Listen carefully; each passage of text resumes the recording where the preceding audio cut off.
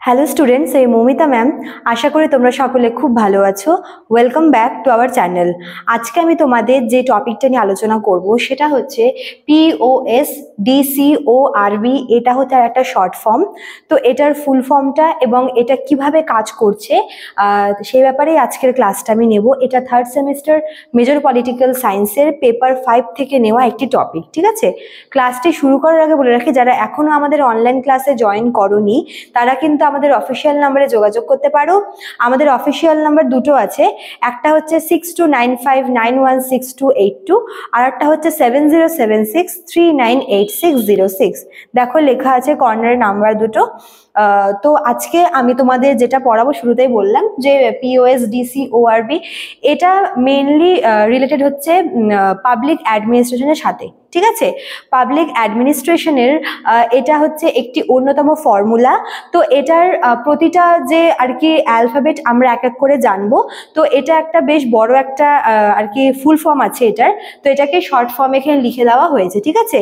তো প্রথমে আমরা জানবো যে এই প্রতিটা মানে এক একটা অ্যালফাবেট কোন জিনিসটাকে বোঝাচ্ছে। তো প্রথমে আসবে হচ্ছে পি। দেখো পি ফর হচ্ছে প্ল্যানিং, ঠিক আছে? P for planning. O for হচ্ছে অর্গানাইজেশন। এস ফর হচ্ছে স্টাফিং, বা যেটাকে আমরা বাংলায় বলেছে কর্মী নিয়োগ করা। তারপর আছে হচ্ছে ডি ফর হচ্ছে ডাইরেক্টিং। তারপর হচ্ছে সিও, এটাকে আলাদা করে বলবে না, হ্যাঁ, সিও একসাথেই, মানে কো বলতে হচ্ছে এখানে কোঅর্ডিনেশন। তারপরে হচ্ছে আর মানে হচ্ছে রিপোর্টিং বা প্রতিবেদন পেশ করা। আর সবার লাস্ট হচ্ছে বি ফর হচ্ছে বাজেটিং। তো এই যে ফুল ফর্মটা যে আমরা পড়লাম, তো এটার মানেটা কি, ঠিক আছে? দেখো, এটা হচ্ছে একটা মানে জনপ্রশাসনের সাথে রিলেটেড একটা ফর্মুলা, যেটাকে আর কি শর্ট ফর্মে লেখা হয়েছে। তো এবার এখানে বলা হচ্ছে যে পাবলিক অ্যাডমিনিস্ট্রেশন কিভাবে কাজ করে। সেটাকেই মানে কাজ করার যে বিভিন্ন পদ্ধতি, পাবলিক অ্যাডমিনিস্ট্রেশনের যে কাজ করার বিভিন্ন পদ্ধতি, সেটাকে খুব সুন্দর করে এই প্রতিটা ফুল ফর্মের মাধ্যমে কিন্তু বোঝানো হয়েছে। তো প্রথমে আমরা শুরু করব প্ল্যানিং দিয়ে। দেখো, কোনো একটা কাজ শুরু করার আগে কিন্তু প্ল্যানিং বা পরিকল্পনা জিনিসটা কিন্তু মাস্ট, ঠিক আছে? মানুষ যে কোনো কাজ শুরু করার আগে অবশ্যই কিন্তু পরিকল্পনা মাফিক কাজকর্ম করে। কোনো কাজ শুরু করার আগে যদি তুমি পরিকল্পনা না করো, তবে কিন্তু সেই কাজটার আর কি সাকসেস নিয়ে বা সেই কাজটা কতটা ভালোভাবে কমপ্লিট হবে সেই ব্যাপারে কিন্তু একটা মানে খামতি একটা থেকে যায়, ঠিক আছে? কাজে যদি তুমি প্ল্যানিং করে কাজ করো তবে কিন্তু সেই কাজটা খুব সুন্দর করে কমপ্লিট হয়ে যায়।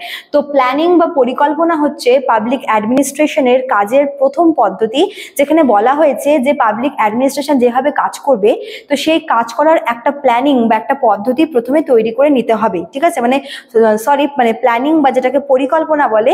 তো প্রথমে কাজ মানে সমগ্র কাজের একটা রাফ একটা প্ল্যানিং বা পরিকল্পনা তৈরি করে নেওয়া প্রয়োজন। তারপর দেখো কি বলেছে, অর্গানাইজেশন। তো তারপরে যখন আমি প্ল্যানিংটা করব, এবার আমাকে বিভিন্ন সংস্থাতে ডিপার্টমেন্টে কাজটাকে ভাগ করতে হবে, অর্গানাইজেশন, ঠিক আছে?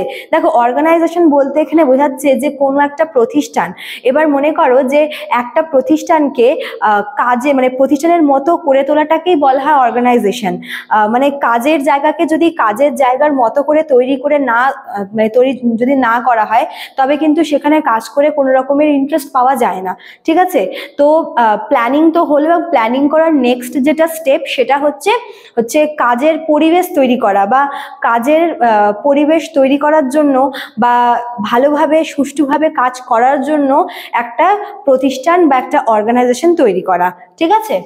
তারপর দেখো 3 নাম্বার হচ্ছে স্টাফিং। এবার যখন আমি প্রতিষ্ঠান তৈরি করে নিলাম, এবার আমাকে কাজগুলোকে মানে দেখো, একটা কাজকে তো অনেকগুলো ভাগে ভাগ করা হয়, তাই না? মানে একটা কাজের অনেকগুলো ধরন থাকে বা অনেকগুলো সাইট থাকে। তো এবার প্রত্যেকটা কাজের জন্য অনেক সময় কি হয় যে একা তো সব কাজগুলো কমপ্লিট করা যায় না। তো এই জন্য কি করতে হবে, কর্মী নিয়োগ করতে হবে, স্টাফ ইনভলভ করাতে হবে, স্টাফ এঙ্গেজ করতে হবে, ওটাকে স্টাফিং করা বলে, ঠিক আছে?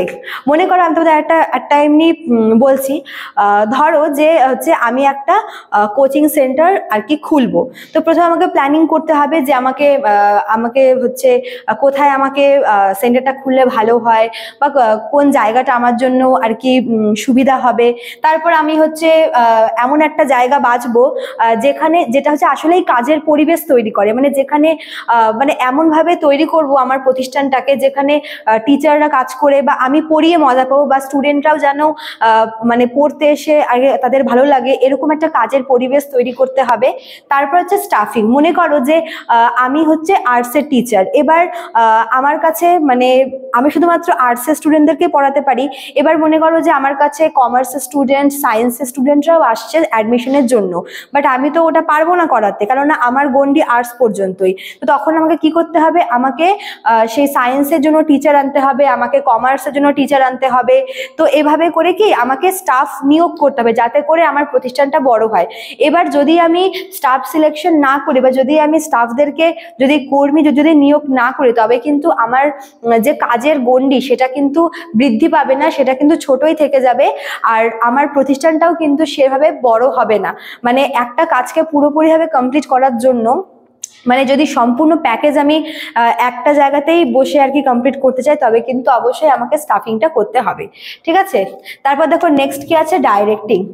এবার যাদেরকে আমি জয়েন করালাম বা যাদেরকে আমি আমার মানে কর্মীদের আমি নিয়োগ করলাম, কর্মচারী নিয়োগ করলাম, এবার আমার কাজ হবে কি ওদেরকে শিখিয়ে পড়িয়ে নেওয়া। ঠিক আছে, পাবলিক অ্যাডমিনিস্ট্রেশনে যখন ডিপার্টমেন্ট ভাগ হয়ে যখন হচ্ছে যখন কর্মচারীদের আর কি নিয়োগ করা হয়, তো তাদেরকে প্রথমে ট্রেনিং দেওয়া হয়, পর্যাপ্ত পরিমাণে ট্রেনিং দেওয়া হয়। ঠিক আছে, তো যে কোনো কাজেই যখন কর্মী নিয়োগ করার পর তাদেরকে হাতে ধরে কাজ শেখানো হয়, কিভাবে কি করলে উন্নত হবে বা বিভিন্ন রকমের ট্রেনিং দেওয়া হয়। এতে করে কি ওই কর্মীরা, ওই স্টাফরা কিন্তু আর কি অনেকটাই ওদের সহজ হয়ে যায় ব্যাপারটা, এবং ওরা কাজটাও কিন্তু খুব ভালোবেসে করতে পারে। ঠিক আছে, এরকমও অনেক হয় যে যারা আগে থেকে এক্সপিরিয়েন্সড, তো তাদের ক্ষেত্রে কি হয় যে তারা আগে মানে যেই জায়গা থেকে এক্সপিরিয়েন্স নিয়ে এসছে, হয়তো সেখানকার আদব কায়দার সাথে এখানকার আদব কায়দার একটু পার্থক্য আছে। তো এই সমস্ত কিছু শিখিয়ে পড়িয়ে নেওয়ার মাধ্যমেও কিন্তু হচ্ছে এই যে ডাইরেক্টিং জিনিসটা কিন্তু ভীষণ দরকার। ঠিক আছে, মানে কর্মীদের পর্যাপ্তভাবে ট্রেনিং দেওয়া, প্রশিক্ষণ দেওয়া, বিভিন্ন কাজ সম্পর্কে নির্দেশ দেওয়া, এগুলো হচ্ছে তোমার ডাইরেক্টিং এর মধ্যে পড়ে। আচ্ছা, তারপর দেখো নেক্সট হচ্ছে তোমার কোঅর্ডিনেশন। কর্মীদের মধ্যে এবং কাজের মধ্যে কোঅর্ডিনেশন থাকাটা খুব বেশি পরিমাণে দরকার। ঠিক আছে, সমস্ত দিক মেনটেন করা, সমস্ত দিক ঠিকঠাক ভাবে আর কি বজায় রাখার দায়িত্ব কিন্তু স্টাফদের শুধুমাত্র না, মানে প্রত্যেকেরই। ঠিক আছে, যে প্রতিটা কাজ ঠিকঠাক ভাবে হচ্ছে কিনা, যতগুলো বললাম যে প্ল্যানিং প্লটিং বলো, যে স্টাফদেরকে নিয়োগ করা বলো, তাদেরকে পর্যাপ্ত পরিমাণে ট্রেনিং দেওয়া বলো, সব কাজ ঠিকঠাক করে যদি হয় তবেই কিন্তু মানে কোঅর্ডিনেশনটা বজায় থাকবে এবং মানে প্রতিষ্ঠানটার কিন্তু উন্নতি হবে। So coordination is very important. ঠিক আছে, তারপর দেখো আর ফর হচ্ছে রিপোর্টিং।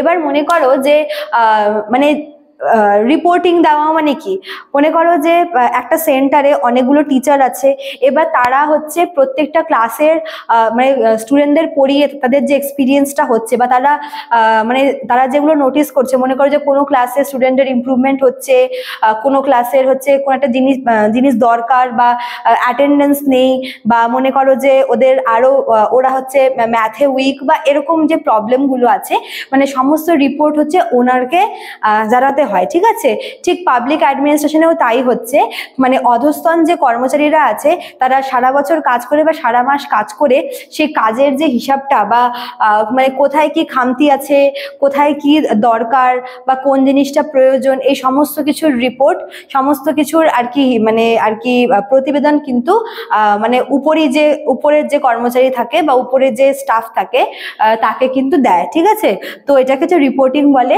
আর লাস্ট দেখো হচ্ছে বাজেটিং। বাজেটিংটা কি, মনে করো যে বিভিন্ন খাতে আর কি টাকা ইনভেস্ট করা হয়, বরাদ্দ করা হয়। তো এবার কোথায় কত টাকা খরচা হচ্ছে, কত টাকা ইনকাম হচ্ছে, কত টাকা ব্যয় হচ্ছে, এই সমস্ত কিছুর হিসাবের জন্য একটা কিন্তু বাজেট করা হয়, এটাকে বাজেটিং বলে। এবার মনে করা যে একটা কোচিং সেন্টারে কি হয়, বাজেটিং কিভাবে হয়, মনে করো যে একটা সেন্টার চালাতে গেলে কি কি লাগবে, লাইট মানে ইলেকট্রিসিটি লাগবে, তারপর হচ্ছে ড্রিঙ্কিং ওয়াটার, তারপর বেঞ্চ, আরো অনেক যাবতীয় অনেক কিছু আরো প্রয়োজন পড়ে, ঠিক আছে, ফ্যান, তো এই সমস্ত কিছুর যে খরচাটা প্লাস মনে করো যে কত টাকা মানে আসছে, মানে কত টাকা মান্থলি কত টাকা ইনকাম হচ্ছে, মানে আয় ব্যয়ের এই যে হিসাবটা, এই বাজেটিংটা, এটাও কিন্তু তোমার এর একটা অংশ, ঠিক আছে। তো তাহলে বুঝতে পারলে যে জনপ্রশাসন বা হচ্ছে পাবলিক অ্যাডমিনিস্ট্রেশন, মানে পাবলিক অ্যাডমিনিস্ট্রেশনে বিভিন্ন যে কাজগুলো, সেই কাজগুলোকে সুষ্ঠুভাবে করার জন্য, সেই কাজগুলোকে ভালো করে পরিচালনা করার জন্য কিন্তু এই যে ফর্মুলাটা এটা হচ্ছে রাখা হয়েছে, ঠিক আছে। এই ফর্মুলা অনুযায়ী যদি কাজ করা হয়, মানে পরিকল্পনা, তারপর প্রতিষ্ঠান, কর্মী নিয়োগ, তারপর কর্মীদের হচ্ছে সঠিকভাবে নির্দেশ দেওয়া, তারপর হচ্ছে কোঅর্ডিনেশন, রিপোর্ট, বাজেট, এই সমস্ত কিছু যদি মানে ভালো করে যদি ঠিকঠাক করে যদি মেনটেন করা হয়, সুন্দরভাবে যদি মেনটেন করা হয়, তবেই কিন্তু পাবলিক অ্যাডমিনিস্ট্রেশন যে কাজটা সেটা খুব ভালো করে আর কি পরিচালিত হবে, ঠিক আছে। তো এটা তোমাদের 3 মার্কসের টিকা হিসেবে ইম্পর্টেন্ট, 6 মার্কসের জন্য ইম্পর্টেন্ট, আবার হচ্ছে তোমাদের 10 মার্কসের জন্য ইম্পর্টেন্ট, ঠিক আছে। তো স্টুডেন্টস, আশা করি তোমরা বুঝতে পারলে। আমি তোমাদের খুব সহজ করে এবং সংক্ষেপে বলার চেষ্টা করলাম। ভালো লাগলে অবশ্যই লাইক, কমেন্ট করবে, শেয়ার করবে। দেখা হচ্ছে নেক্সট ক্লাসে। Thank you.